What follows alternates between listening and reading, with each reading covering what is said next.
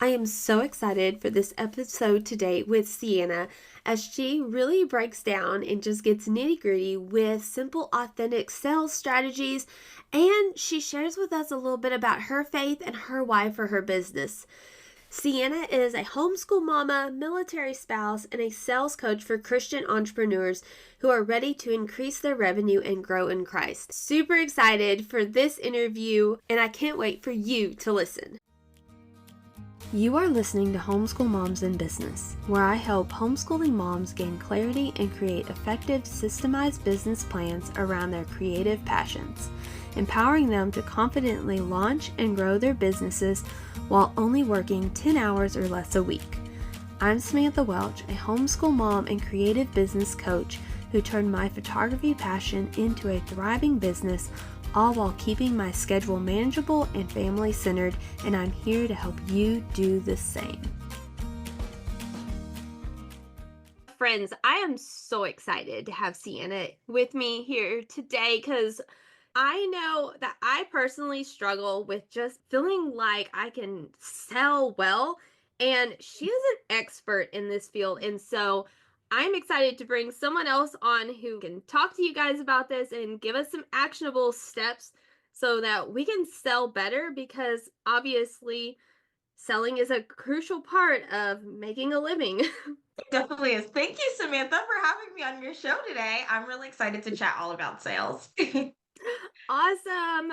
Go ahead and introduce yourself so that listener can kind of know a little about you, and then we're just going to jump in. Sounds great. Yeah. So, hi, I am Cienna Kopischke, and I am a Christian sales coach. So, I help Christian service providers learn how to make more money and more impact in the world. And that is me. I've been in business for about 5 years.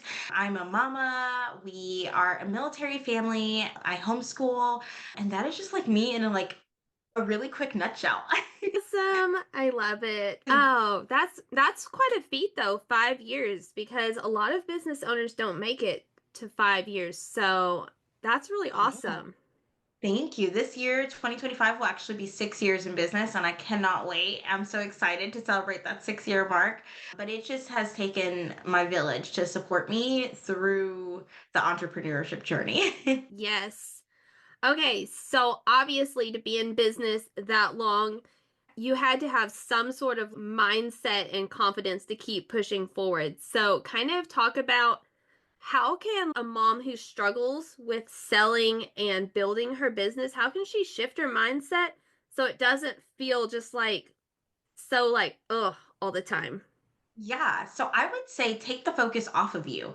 I think from my experience, what I have seen is that a lot of moms, women, people in general in business, they are so focused on their own why because the world tells us we need to focus on our why. What is your why? Your why is your kids, or your why is. And I think this is a really great opportunity for us to not look at our why and look at the bigger picture. Like, what is the bigger why of the world, right? And so when I think about what is going to motivate me to get out of bed, for some people, it might be it just is your kids. But for me, it really is I have to make not just enough money for myself, but enough money for other people. Meaning, I need to make enough money, yes, for my household, but also to be able to give to the homeless, also to be able to help people in my community, also to be able to donate to food banks, also to be able to make sure that missionaries can do what they're supposed to do, right? And so, like, obviously, I stated this, I'm a Christian. I don't know if everyone listening to this podcast is a Christian, but I think it's very important to think about other people. We're not in business to make a buttload of money. At least I'm not. I'm not in business to make a buttload of money for myself. I have no desire to sit on a private jet somewhere, to sip a pina colada somewhere. I'm in business because I know that when I make money, there is a world impact that happens. And I think sometimes we forget that the more money we have, the better we can make this world, right? And so for a lot of us, we're afraid to sell because you're still just focused on yourself, and you just need enough money for your household to pay your bills to get through your next to the next month. But I want to challenge people to think a little bit differently. How can you not just make an impact in your own home, but make an impact in the entire world because everything that we do matters. Oh, wow. Okay, I feel like wow, totally nailed it. And okay, I totally needed that reminder. We are so prone to be so just into ourselves. I Mhm. love that. And I love how against the business culture that is, because that's very all you hear is like focus on your why, focus on you, Mhm. focus on what you want. And so I love that you brought that up. That is such a so great. Yes. Thank you. So obviously then your faith plays a huge role in everything you do. So I would love to just like learn more about how that plays. Obviously, your why is way bigger than yourself, but like how do you insert your faith in the little fine details of your business as well? Yeah, I would say everything that I do is very structured towards the Lord. I don't make any moves in my business unless God has given me permission to do so. And so I'm very big on how I teach sales is a lot of people say you have to go, go, go. You have to do this, you have to do that, you have to, you post over here, post over there, post this way, post 3 times a day. And I honestly believe that that's exhausting. I believe that it is so tiring to just be everywhere all the time. You have to be on every platform. And I have no desire to operate in my business the way that the world does. I have no desire to operate my business in a hustle culture because hustling isn't who the Lord has called me to be or Christians to be in general. And so, even if you're not a Christian listening to this, I think we can all relate to the simple fact that when you are hustling for money, you become very burned out. Hmm. When you have your action steps in place and you're like, okay, I know what I need to do today, whether you believe in the Lord or you don't believe in the Lord, you know what you need to get done that day. It is almost like so freeing to be like, okay, I can do this during nap time. Or oh, when my kid does independent play, I can stand at the kitchen counter and send out these emails that I need to get done, right? And like we are able to structure it that way and we can still feel accomplished in the things that we're doing without that burnout. I do not believe that there needs to be a burnout. My favorite Bible verse is Matthew 6:33, which just states that seek ye first the kingdom of heaven, and all of these things will be added unto you. And I think sometimes we forget how simple just sitting at the feet of Jesus is and how important that is for our strategies. Like, if you are looking to see success, the Bible doesn't say hustle your way through it or figure it out in that capacity. It says sit, be still, seek Hmm. the kingdom of heaven. And I think for me, that is how I operate. I do not have a desire to do all the things. I used to when I first started business and I didn't know how to align my faith to what I'm doing. But the truth is that that doesn't serve the Lord and it doesn't serve other people. And I'm able to make more money because I'm happier, because I know what needs to get done, and because I'm just so content on focusing on the Lord's will over my own will. That makes so much sense. I agree with that 100%. And I would definitely resonate that as a Christian myself. I have a hard time.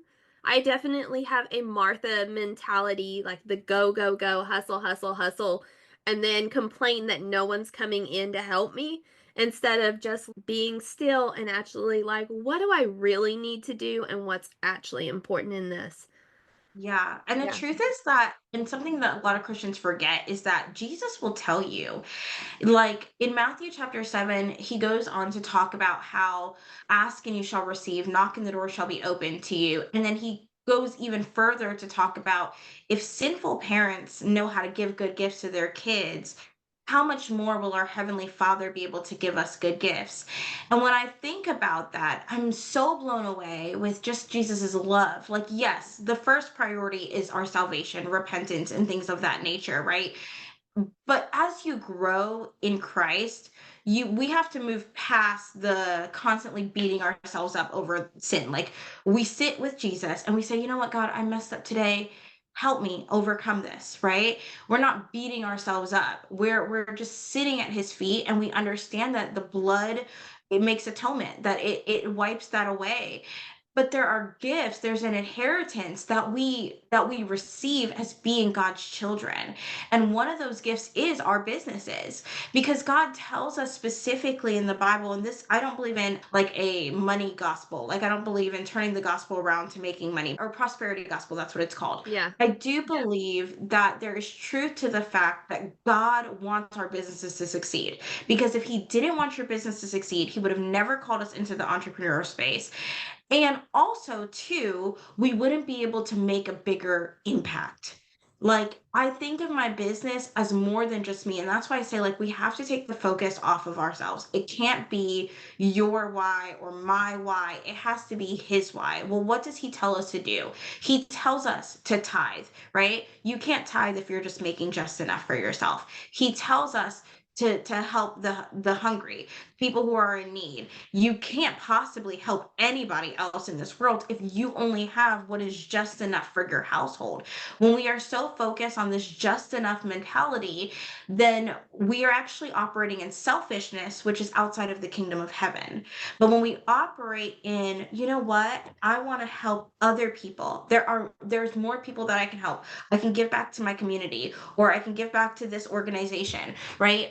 So many people are not able to consistently give to other organizations outside of their church, outside of tithing, because they're only making just enough.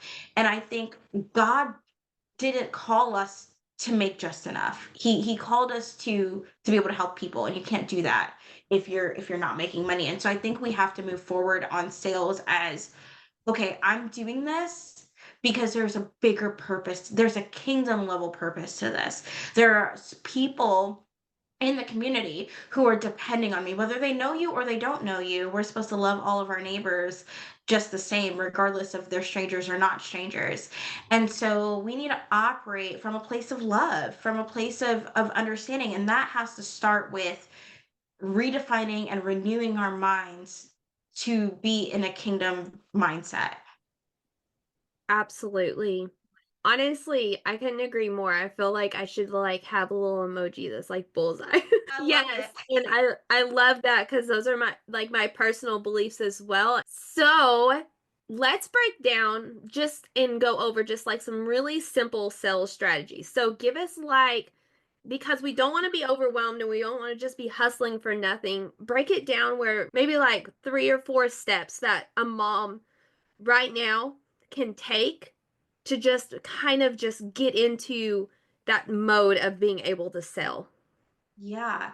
So I would say my formulated system is what I call PMVMS, and that stands for prayer, mindset, visibility, marketing, and sales. So it's a five things. So obviously, I believe in starting with prayer. If you are listening and you are not a Christian and you do not believe in prayer, then maybe you can just sit with yourself every day and journal, or like figure out, just ground yourself. We have to get to a place where we are calm before, where there's calm before the chaos, right, of the Mm, day. And it does help us when we go into that mindset piece. And all of this is connected to being able to make sales, but we can't just jump into, make money today. Like, it really has to be focused on, okay, did we spend time in either prayer or time for ourselves? As moms, you have to fill your cup before you can fill anybody else's cup.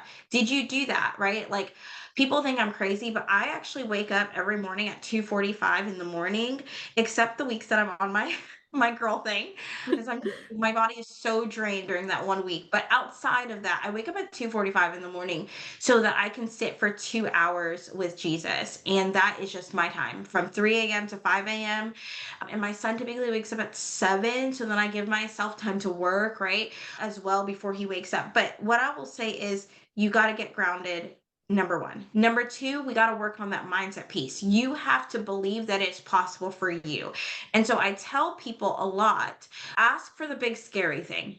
If there is a big scary number of how much money and revenue you would like to make in your business, again, not just for yourself and for your family, figure out what that is, of course, like what is the amount that you need, but then think about how much would you need to realistically be able to help other people in your community, in your life, in your other extended family, whatever it is, and go from there. And then just start with that big number that seems impossible, right? If So my specific coaching program is designed to help Christians hit $20,000 months in their business.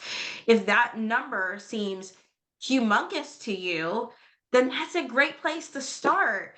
So we want to start on our mindset. And so you can do this in a lot of different ways. I believe in renewing the mind, which is by reading the Bible, getting into the word, listening to Mhm. sermons, or if you're not a Christian and, renewing of the mind is like, okay, what are you even talking about?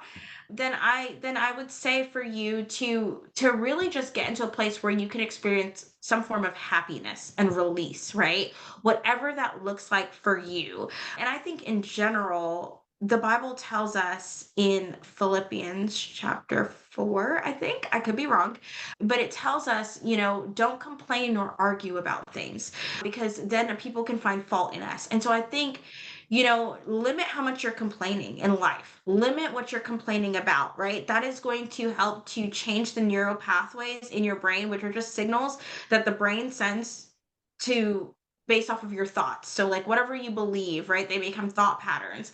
And so we want to renew our minds in that sense of like changing our neural pathways, changing those signals, changing what the brain believes is possible for you.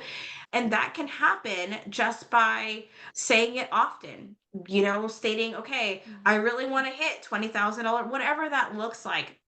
Dance in the mornings or just add some form of joy and happiness into your rhythm, into your life. From there, you want to think about prayer mindset, visibility. So, visibility is the next piece. I always talk about visibility before marketing. You need to figure out how you're getting visible in your business, especially as a mom. There's very little time in your day. So, visibility is not something that I recommend that you're doing on a daily basis, but it's something that you do maybe once a month, for example. So visibility could look like what I'm doing, I guess, right now, hopping on Yeah. other people's podcasts, right? Like that's a form of visibility because there's going to be new people in your audience, Samantha, who don't know me and who are going to be like, wow, who is this girl, right? And then, and same for everybody listening, get on other people's podcasts. If you are afraid to use your voice, then, another visibility strategy would be blog writing. Lots of blogs don't actually want to write their own blogs because of how much they're publishing. So pitch the idea of you writing for them. A lot of blogs have guest writers. That will also increase your visibility. There are platforms designed for visibility, like YouTube is technically a visibility platform. TikTok is technically a visibility platform, right? They're not really your hardcore marketing platforms, but they're ways that you can get visible. But I always say for visibility, you leverage visibility differently than marketing. Marketing, I look at it as your platform. Visibility, I look at it as someone else's platform, Mm. right? So can you go live with someone on Instagram? And that person's audience is now exposed to yours, and your audience is exposed to theirs. Can you go live on YouTube? Can you go wherever it is that you are with somebody else, not just by yourself, right? So we want to focus on how can we leverage other people's things that they're doing. Maybe you're speaking as a guest in someone's program or community, or whether it's paid or free, it really doesn't matter. I mean, I guess it depends on what your goals are, but what I mean by it doesn't matter is the end result should be that somebody follows you on your socials, even if they don't buy from you, which isn't always the goal from like visibility. The goal is just for people to recognize your brand. Next, we step into marketing. So when you market your business, this is different. This is going to be your platform. Where are you showing up? How often are you showing up? Every person's strategy is going to be very different depending on what you're doing and where you are marketing, right? For some people, it may be LinkedIn.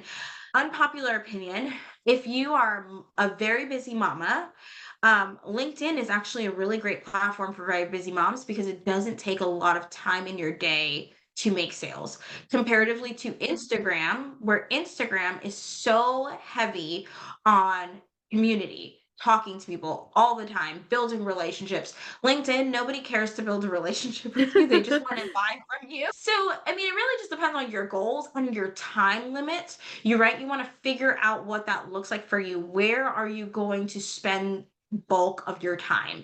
And then from Yeah. there, we have our sales. So, sales is going to be dependent on where you're marketing, right? So if you're marketing on Instagram, for example, sales might happen in your Instagram stories, and then it that can transfer into your DMs. I tell moms, there is no need, if you are a service provider, to have discovery calls or sales calls in your businesses. There's absolutely no need for that. And the reason why is because we're busy. Like, I do not take sales calls in my businesses. I haven't done that in over 3 years, and my business still makes pretty good money. And nor am I going to go back to sales calls or discovery calls. I think I did it in the beginning because that's what people told me I had to Yeah. do. But Mhm. I realized every time I did that, I was frustrated because I was trying to shove my kid in a corner somewhere and say, like, hey, play with this or watch TV, or, here's this book or here's that. So they would be quiet so that I can hop on a sales call. And it was draining because I felt awful as a mother. And on top of that, I felt like I honestly felt like I was neglecting my child. And as a stay-at-home homeschooling mama, I never want my child to feel neglected. It's not like he's in daycare. Now it's different if your kid is in daycare or you have I don't have that because we're military and we live very far away from both my husband's family and my family. And so knowing that information, I can't hop on a discovery call with you, right? So I do all of my selling in the DMs. How can we chat through this thing? Is this a good fit for you? Is this not a good fit for you? Mhm. And then also I let my website do a lot of selling for me. That's kind of its job. So, right? And so we want to make sure that you have systems in place to be able to take on that sales. But I will say this, selling doesn't need to be you pitching someone. You never need to cold pitch anyone. If you are naturally talking about your offer on a daily basis in your content or in your stories, people will inquire about it, especially if you are just like, click here if you're interested, or comment this word if you're interested. There really isn't a need for you to go into anyone's DMs in 2025 and beyond and say, "Hey, do you want information on my no, like, nobody wants Yes. information on your program. I mean, it No. maybe, I don't I know, know, it's but super annoying, honestly. it is. It is so annoying. And so that's kind of my system. It's just like I teach love-based sales, which means we're not pushing anyone into buying from you. If somebody inquires, you just say, "What questions do you have?" And you leave it at that. After they ask the questions, then you say, "Okay, if you're interested, I'll be happy to send you over a contract and an invoice." And I just keep it that simple. My sales process is 2 minutes long max, unless somebody has questions. Then I'm just answering their questions. But I don't believe in rebuttaling. I don't believe in begging you. I don't believe in chasing you. I'm not even going to follow up with you. Like, if you are interested, you will follow up and you will reach out because it's what you want. The minute I have to go outside of myself and follow up with you means that you may not even want it in the first place. And now I'm forcing you into an offer you're not going to be actively involved in. Yeah. Yeah. So that's my entire my entire I outline. love that. Oh, that is very actionable, though. As you were talking about that, I was like, okay, that makes so much sense. And I love how the step by step, how well it flows into each other. Like, that's very Yeah. good. And I think a lot of people forget about the visibility one because Mhm. they're just so busy, almost desperate for sales and trying to market that they forget that they actually need to go out and serve others and partner with others in order to get themselves seen more. So I really Yeah. love that you brought that up. Yeah, I think it's important. We are not called to be in this world by ourselves and to do anything by ourselves. And this is a lesson even I'm still learning, but we really have to partner with other people. Like, that's what people are here for. If we were all supposed to be by ourselves, then marriage wouldn't be a concept. Then, raising kids together wouldn't be a concept. But because we are supposed to partner with other people in life, in business, which all is intertwined, it just makes life so much easier to be like, hey, can I rely on you and can you rely on me? How can we grow together? Not how can I just grow by myself, right? Because then we go back into that selfish mentality, and we're not supposed to do anything out of selfish ambition. It causes a lot of greed. A lot of the bigger corporations act out of selfish ambition, and we see that while yes, it may technically work for them, we see so many people that work under them, right? Like, think about like I don't want to name any names, but your big grocery stores that, Mhm. have been around for years, that are they're making billions of dollars. But think about the quality of the employees that they have. Are their employees happy? Are their employees, loved in their business? And the answer is usually no. And so I think that that's something for us to think about too. How can we rely on each other and just grow together? Yeah, absolutely. This has been so good. I'm so excited for everyone to hear this, and I'm gonna go back and re-listen to because I'm like, oh my gosh, I needed this reminder, and I just appreciate so much that you took time out of your busy schedule as a mom and homeschooling and everything to just Yeah. talk with us and give us such good wisdom. And I'm gonna make sure that we leave all of your links and stuff in the description so people can connect with you. So, like the whole visibility thing, like connect with you. Yeah. Yeah. Thank you so much. I have really enjoyed this conversation, and I'm so excited for this to air and just for people to hear it. Yes. Thank Yeah. you. Yeah, thank you. I hope you walked away from this episode inspired to go and implement these things into your life and business. Remember to head to the show notes to get any links, guides, or discounts that were mentioned. And while you're there, leave me a 5-star review. Your feedback is the only way that I know you're enjoying and finding this podcast helpful. Until next episode, remember, it's those small daily steps that build big dreams.